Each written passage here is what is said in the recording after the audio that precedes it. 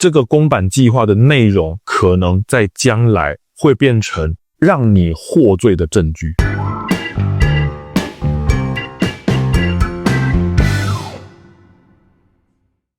Hello， 大家好，我是93先生，很高兴你继续收听这个频道，让你朝安全又迈向一步。嗨，我们是晶晶，大家晚安。晚安。好，我们今天呢，想来跟大家聊聊的主题呢，是跟消防防护计划有关。好，那当然，今天这个主题可能，不是所有人都有体验过，基本上不是所有的场所都需要防火管理人这个制度。但是如果你今天需要有防火管理人，那他的有一项任务就是要去制定你们这个场所的防护计划书，它是法规规定你防火管理人要制定的一套计划。那这个计划呢，不是只是针对我火灾的应变而已，是包含你平常怎么管理这个场所的一些用火用电安全，以及呢，对于这个场所里面一些像消防设备或者是防火避难设施自主的简单检查，还有你的人员教育训练计划，把你们这个场所里面的员工训练成可以做一些初期简单的火灾应对。可是这个计划光听就觉得好头痛。对，因为我们之前也跟大家解释过了哈，我说其实防火管理人去上2天不到的课，你就要他完成刚才我们上述那些事情，我认为啦，基本上就是强人所难，压力太大了。对，我们等一下跟大家谈到的，今天我说这个防护计划的很多问题，大家听到的呢，也不要觉得说你们自己家的防火管理人怎么做这么烂，或者是你听到之后你觉得自己好像做得很糟糕，没有，这都不是你们的错。好，我只是告诉大家有一些风险可能大家没有留意到，希望能够提醒大家注意这个地方，把它弥补起来，才不会给你造成很大的后患。我这底下列出了3个我觉得比较严重也比较常看到的问题。首先第一个就是很多的防护计划它都没有去考虑到火灾发生前的应变流程。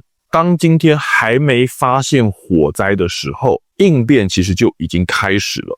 我这边指的不是说你平常的一些准备跟防范措施，而是当你今天发现到好像有状况，例如说警铃响了，可能是火灾也可能不是，那这个时候我应该要怎么做？其实很多人都忽略了这一段，所以就会变成是这一段的段落我们该怎么应变是没有系统、没有计划、没有训练的。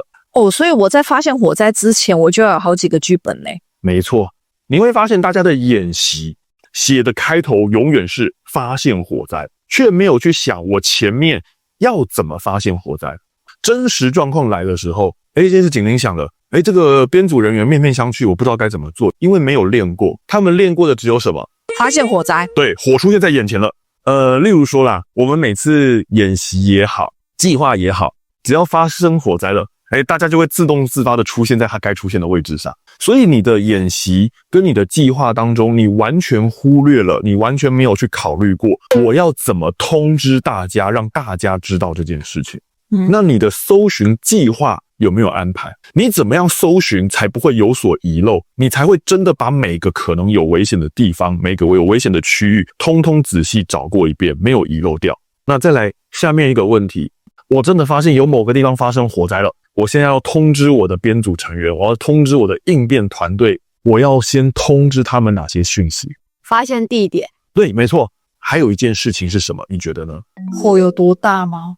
没错，他通知这2件事情已经很足够了。可是我是要怎么去表达火有多大这件事？其实这就是我讲的第2个问题了。大家没有去仔细的定义火灾程度。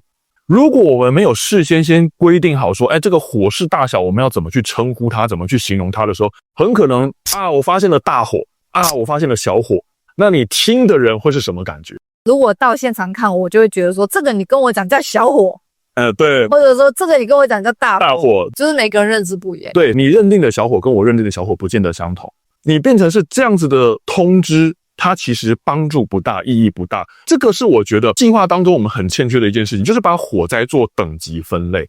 我以前自己的习惯，我是给人家定义是说1级是叫最严重然后3级是最轻微。我们只要在计划当中，在平常训练的时候，让大家记清楚什么叫做3级火灾，3级火灾的定义是什么，2级火灾的定义是什么，1级火灾的定义是什么。那我这样子在传达讯息的时候，听的人是不是就会更加明确？我脑中就会跟你出现一个相同的画面。原来我等一下过去，我要面对到的状况是这样子，我在计划当中除了写火灾分级之外，我也把每一个等级的火灾规划好应该要应对的对策是什么。当我把讯息放出去之后，我支援的人一听到这个火灾等级，我就马上晓得我现在应该要支援的工作，要支援的道具器材会是什么，所以它会加速很多我们的应变。那再来第3个问题，就是大家的计划都是超公版的，超公版它会有很多问题，我相信大家都一定晓得。那我要提的事情是，大家可能不知道超公版会出现的问题在于，这个公版计划的内容可能在将来会变成让你获罪的证据。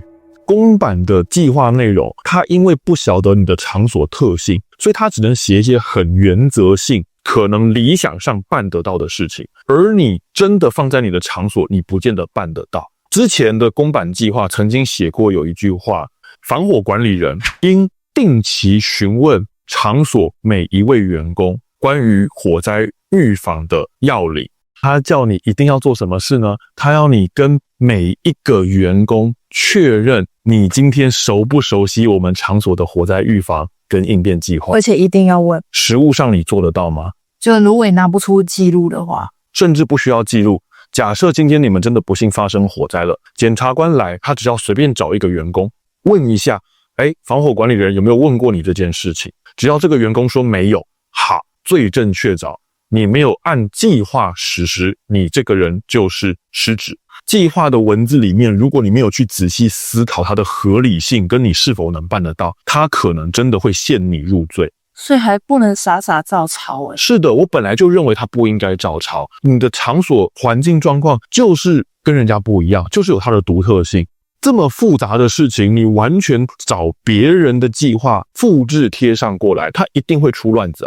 好，那当然我要跟大家讲一件事情，我们不是说今天计划当中我办不到的事情，或是我实务上很难做到的事情，我就通通把它改掉，我就不要做了，不是这个意思。有一些是你应该要做到的事情，的确你非得做到不可的事情，那你就得保留它，你必须要思考我怎么去克服它。举例来说，因为这个大家场所工作繁忙，好，我没有办法去做演习，所以我干脆在计划当中把教育训练的部分通通删掉，不可以这样子。所以呢，我觉得这个是大家可能很少有人会去想到的一个问题。以上这3个是我觉得防护计划里面最常出现到的一些问题。那当然问题不止这一些我觉得如果大家真的要针对场所做一个客制化的计划的话，这个绝对不是我们像这样子讲一个共通性的原则就能够帮大家解决的事情。我们今天关于这个防护计划常见的问题就跟大家分享到这边。那么希望呢今天的分享内容对大家的安全有所帮助。如果各位有从这集获得收获的话呢，请按赞、订阅、分享我们的影片。你是防火管理人吗？有什么想抱怨的吗？下面留言。那今天就到这边咯，下次再见，拜拜。那我们后来会有这样的体悟，会有这样的认识，其实也是来自于新庄部立医院那场火警，他们现场的护理师有被起诉嘛？那起诉的其中一项理由，因为他们的防护计划里面有写到，他必须要去控管家属，不能够私自携带他们的电器设备进来，而实务上我办不到。那一次火灾的起火原因是因为有家属带了自己的电器设备，引发了火灾，所以他的追究就从这个计划的内容追究到了负责管理的护理师。